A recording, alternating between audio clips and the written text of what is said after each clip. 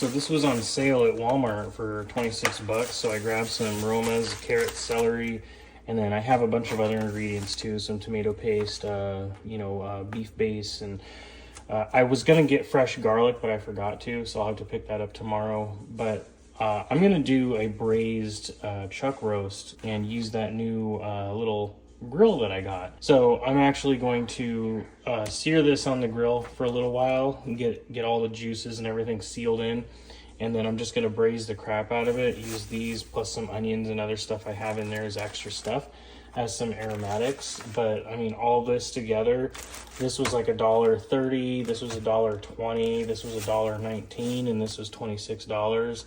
So, you know, a little over 35 bucks about, and this is gonna basically be able to feed the whole family, and we'll have leftovers. One of the things I learned to do is I use cooking oil and only a very small amount of lighter fluid just to get it started. So I put a little bit of cooking oil in there, and then I can soak these towels in the oil. I'll show you what I do with these oil-soaked towels. Anybody that's done any grilling before probably knows exactly what I'm about to do with these.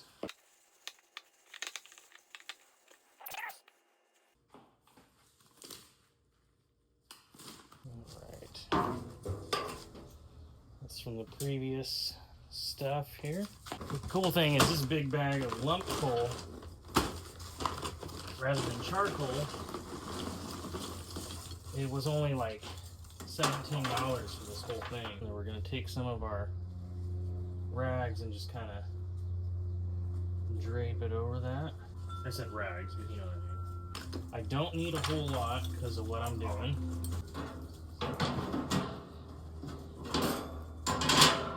Then we're gonna take our lighter fluid.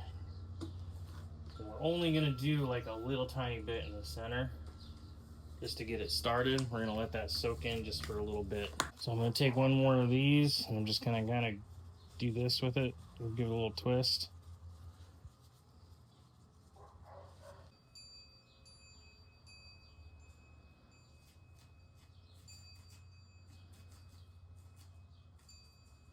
Decent flame on there. We're just gonna put that right on the middle.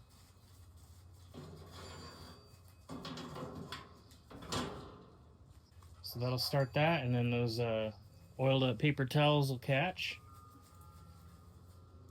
and it'll create a nice fire. That's where we're at so far. Cool thing about using the oil paper towels is the burn is a lot slower, so it really gives the coal enough time to catch and really develop those embers. Once I see that it's good, I'm going to close the lid, but I'm going to vent these. I'm going to help this along, just get down in here and go old school and just blow on it. Now you don't have to blow on this if you just have a chimney. It makes things a lot faster, but I do not have one. What are you guys doing? You're not harassing any toads, are you? There's something over there? I don't see anything.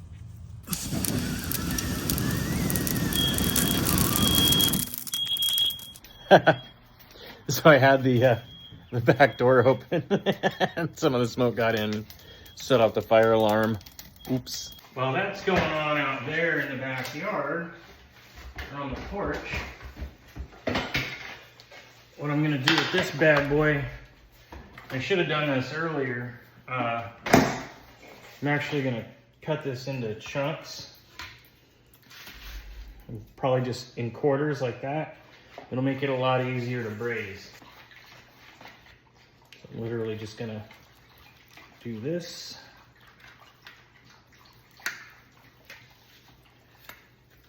I'm gonna do this.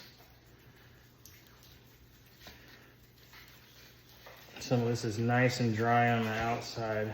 It's gonna make a really good crust. And then all I'll do is salt and pepper this exposed part.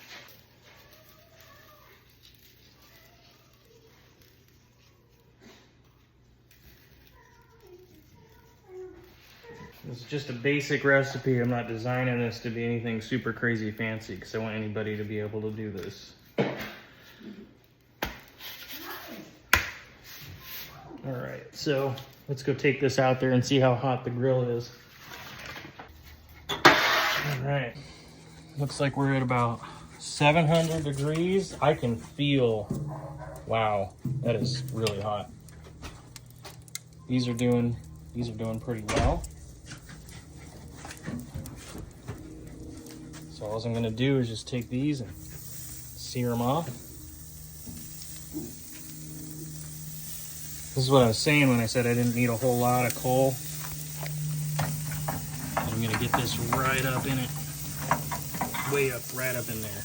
I really wanna get that, especially because we gotta go to the antique store here pretty soon, so I'm trying to do this fast. Now these won't take very long, and normally I wouldn't mess with this, but I'm just gonna show you really quick. And I just put that down. And then as this fat starts to render, it'll drip on there and make it even hotter.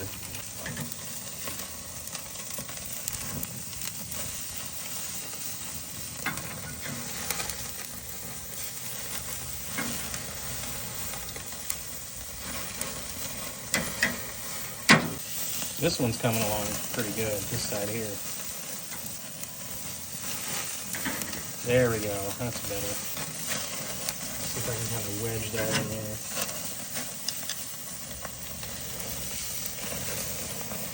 This one's pretty much done.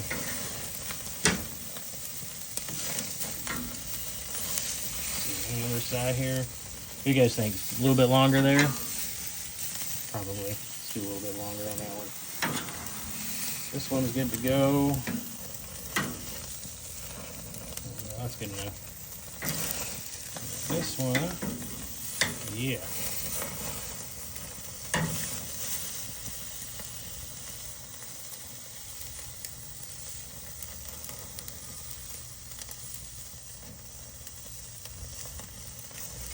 This is always the part where I'm a little disappointed because even though it's a small fire, I kind of wish I had other stuff to throw on the grill, but that's all I needed it for.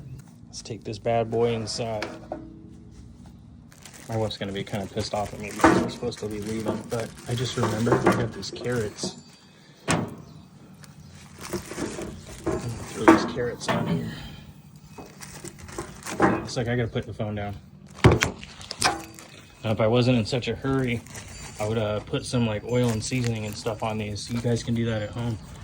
But I'm basically just gonna let these sit on here for a little bit and get them like marked up and stuff. This isn't ideal, like I said. I would leave them on there longer. They'd have oil and seasoning. So if you do make this, if you make some version of this, I want to see your video or your comments and how you think it turned out in the comments below. But I literally I gotta run. We have to go, so I'm gonna pull these off. Yeah, that side's not too bad though. Got a little bit of that char on there. One thing I've noticed is if you have any vegetarians or vegans, one of the things you can do is you can actually take carrots and cut them into sections and grill them like this, and then use that in place of a hot dog.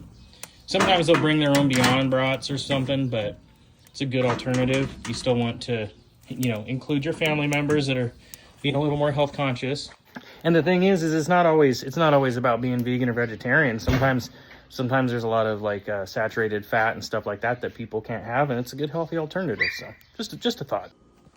I'm gonna set this to convection bake and 350. Don't worry, if you don't have a convection oven, just regular 350 is fine. I'm gonna chop some of these up. We're gonna do like a rough chop on these. We don't need to cut the ends and stuff off. So all these carrots, like literally we're going for that rustic look. If you watch Cut Through a Kitchen, rustic usually just seems really bad, but I kind of want it to have that like old school, like kind of stew kind of feel to it. And these actually turned out really good. I ate one of the smaller ones. Those are yummy. Don't do that anymore.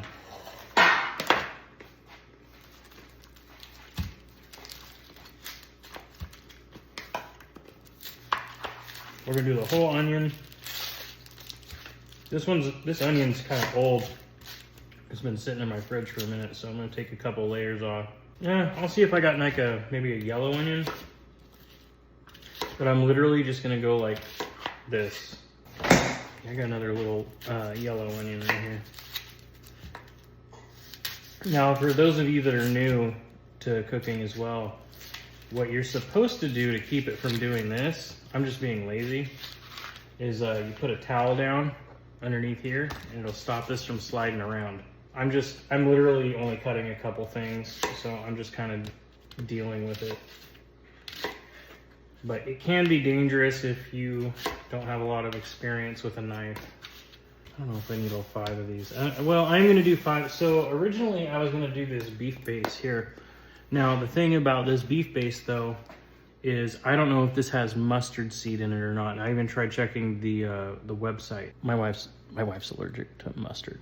So over here, if you see, it says somewhere like spice extract right there.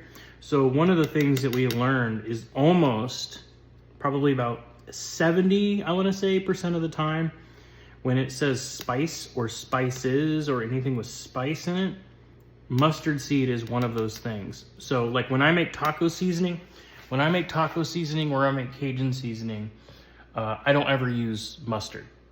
But commercial seasonings, a lot of times they'll use it as emulsifier or to add texture or to add some other, like a little flair to their recipe.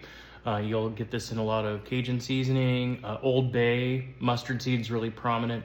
So it's one of those things that if you do have an allergy, whether it's mustard seed or anything else, just because it's not on the label, if it's not one of the big 9, make sure to try to look with the manufacturer. McCormick's usually pretty good with it. This is kind of an offish brand. I haven't really heard of this. Or try to check Reddit or something like that before using it, because you never know. So I'm not gonna use this. Originally it's gonna be beef base and red wine. So we're leaving this out for now. And we're just gonna quarter the aromas. Yeah, stop. And then we got the celery here. I actually bought this celery and didn't know that we had some old celery. And then now I had to throw that other celery away. So I just cut off that first like 1.5 inches or whatever, and then cut this base off. And then when I have to clean the rest of it, a lot of these are already cleaned up. I like to wash it after I cut it, because sometimes if you wash the celery first, it sometimes it can retain some of that nastiness. And you don't really have to get rid of those if you're doing it for like braising liquid, like what we have here. So I'm gonna wash these really quick and I'm gonna be right back. Actually, I'm gonna use this to wash them in. I don't need this whole thing, so I'm actually just gonna wash half of this, and then I like goat cheese. A lot of people don't. It's really pungent, and I totally understand that. But let's see, I was gonna use half. Let's just do let's do more like a third. We'll do a third. And then I'll save this for like ants on a log or cream cheese or goat cheese or something else. I don't know yet. We'll just have to see. And then I'll cut this into like stew chunks. I'm just gonna call it stew chunks. Got all that in there. This is what we're left with, all of this awesomeness here. These awesome veggies. And then what we're gonna do is we're gonna pop open this kosher salt. Kosher salt is thicker. Here, I'll get some coated on my hand. See how thick that is? They're like granules. It's a lot easier to see when you're using it than it is table salt. Table salt is kind of a pain in the ass. So I recommend always using kosher salt. So we're gonna put some of that in there. Usually like to do about a layer. Now you're gonna say to yourself, oh, that's looking really salty. However, there's a bunch of other stuff that's gonna go in here, including liquid, and the liquid especially is gonna dumb down the saltiness of the broth. So then whatever you add for salt, add about half as much for pepper. Almost always, not always, but almost always. This is a different type of cooking show because I'm not telling you like a half a teaspoon of this or whatever. A little sprinkling of rosemary. Some people call this the school of dad. It's just like dad ingredients. We're gonna throw like 3 bay leaves in.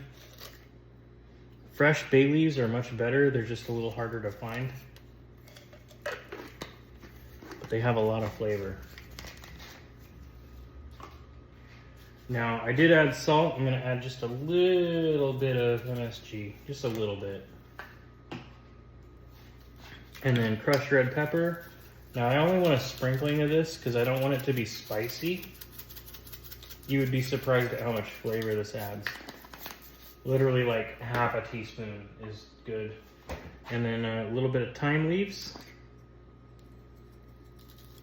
Yeah, more than that. Here, let me pop this off here.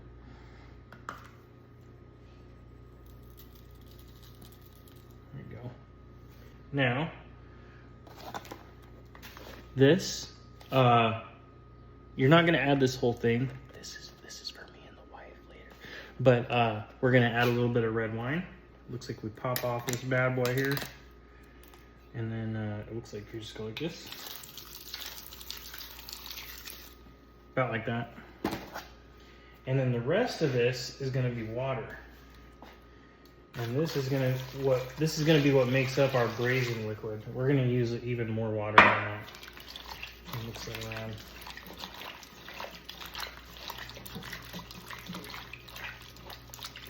And then once we get the braising liquid right, then once we think it's right, we're gonna taste it. So I'm actually gonna taste it now, and we're gonna see where we're at.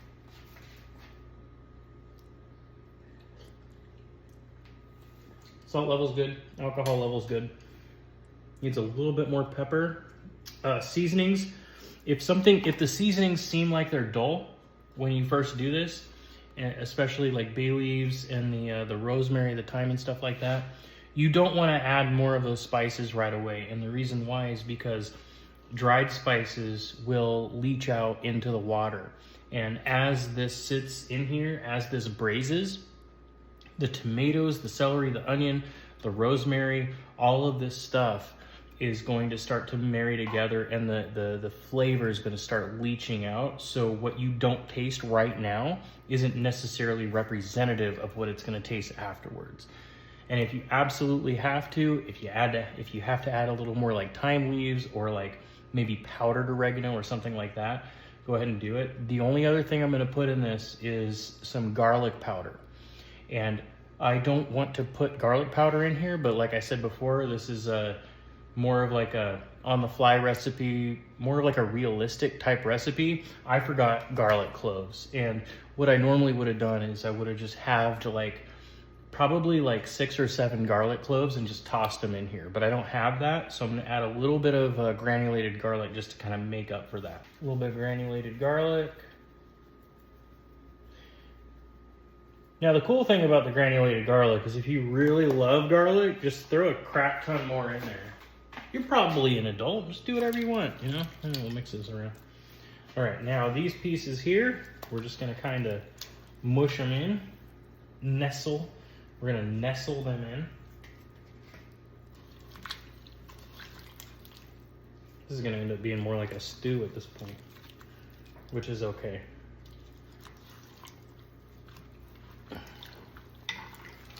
Jam that in there. Just jam it in. Okay, so this almost is enough to cover everything. I'm gonna add a little bit more liquid. Probably just like no more than about 2 cups, and I might throw another pinch of salt in there. There we go, that's good. We're gonna throw some salt in here. Just a little bit more salt to make up for the 2 cups of liquid. I'm gonna throw the lid on this. No, mix that around. All right. This is gonna go into the oven. Okay, I forgot to move that rack. You know what? In the food service industry, we don't use hot pads. We just use folded up towels. Fold it one way, fold it another way. If you can fold it again, that's great. But most of the time, if you do that too much, it'll slip out. So That's good. We're just gonna pop this wrap.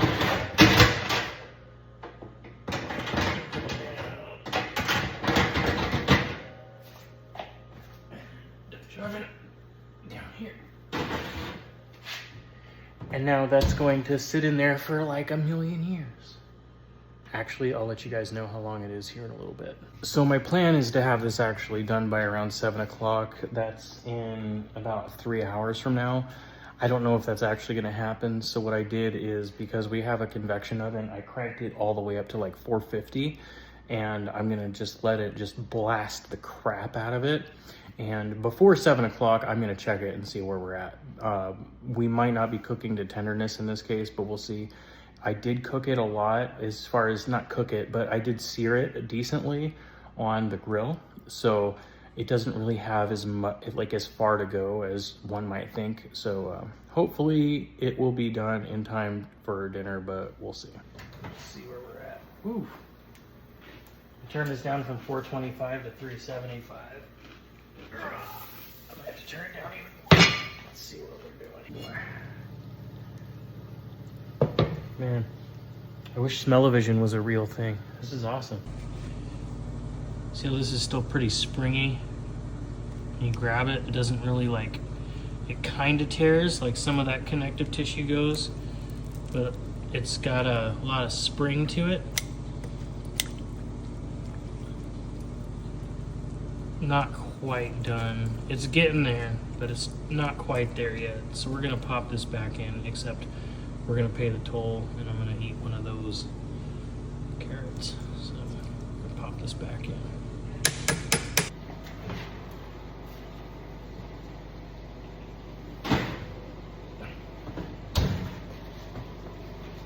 All right, we're gonna try again around 6:15 or so. We're at 6 o'clock. Let's see what we got rocking and rolling at 425. Make sure if your oven is really hot like this, when you pop that door open, you take a step back for a little bit, because it's gonna blast heat. And getting your eyebrows singed off from heat is never fun.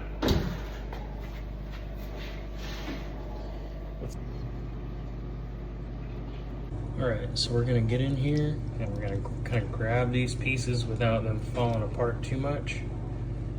And we're gonna set them down on this tray. Again, smell-o-vision, dude. Oh my lord. We don't need bay leaves. They can just kind of go over there.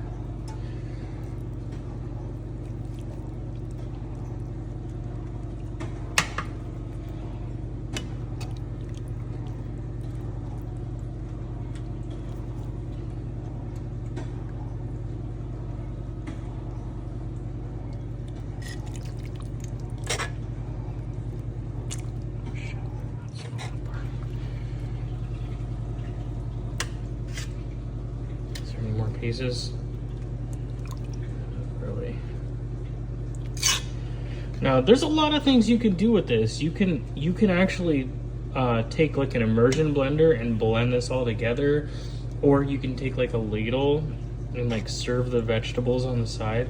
I'm gonna show you what I'm gonna do super quick. So what you do now that this is over here is you kind of just take this and just kind of mush it and separate it. Now, if there's a little bit that is still kind of connective tissue, a lot of that is, there's gonna be some really tough like collagen like stuff, like that's gonna be right around this area here, but it should kind of all pull right off. And if it doesn't, it's not quite done yet, and you have enough time that you can actually just take that and put it back in the oven and just keep going with it. But that's basically all fat right there. Just mushes up. I don't want to say mushes up. It's kind of like, that makes it sound like kind of gross. A little bit of fat's okay. If your roast is not doing this, then it isn't what my intentions were for the recipe. Doesn't mean it won't still be good, but you really want it to pull apart. Now this part had a lot of really hard connective tissue in it, And you're gonna see that here in a second. And even if you cook the crap out of this, the connective tissue will mostly break down, but there might be some small parts that you're gonna wanna feed to the dogs, like a big old chunk of like fat, kind of like this.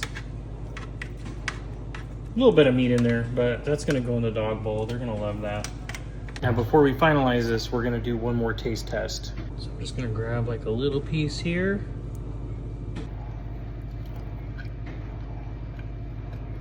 It's absolutely perfect. Salt level's on point. All those herbs I was talking about before, you can taste them. It's really good. Okay, so I'm gonna show you how to finish this up really quick. So all this beef is gonna go into here, into its own category. We're gonna serve this family style.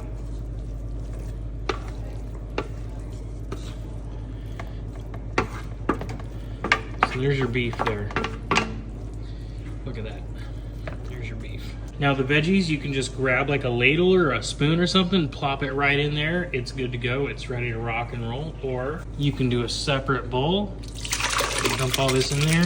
Might make it easier to just wrap it up and clean it up afterwards. Now the cool thing is that with all of this, it's totally versatile. Like with this, you can throw some new potatoes in it, some fingerling potatoes, Yukon Golds, whatever you want. If you want to give it even more of like a hearty feel, you can even do rice. There are so many extra things you can do. But generally speaking, you take your tongs, get them in there, take your slotted spoon, get it in there, and then people can either use a plate and keep them separate, or what I like to do is get your beef, get whatever beef you want in there, much as or as little as you want, and then you use your slotted spoon and get your veggies out. Now you can also use a ladle and ladle some of that juice in there as well, if you want to have some more juicy stuff. In fact, I want to do that. So I'm going to take this ladle and I'm just going to grab some of that awesome broth and just kind of pour it in there. And there you go. Really simple, really standard, super hearty. What do you guys think? Let me know in the comments below if you've done something like this or if you've had a similar recipe. Like I said, this is designed to be super simple, but also impress people around you. So I hope you guys have a wonderful day. Good luck with the recipe. Let me know how it turns out, but I'll see you on the next one. Peace.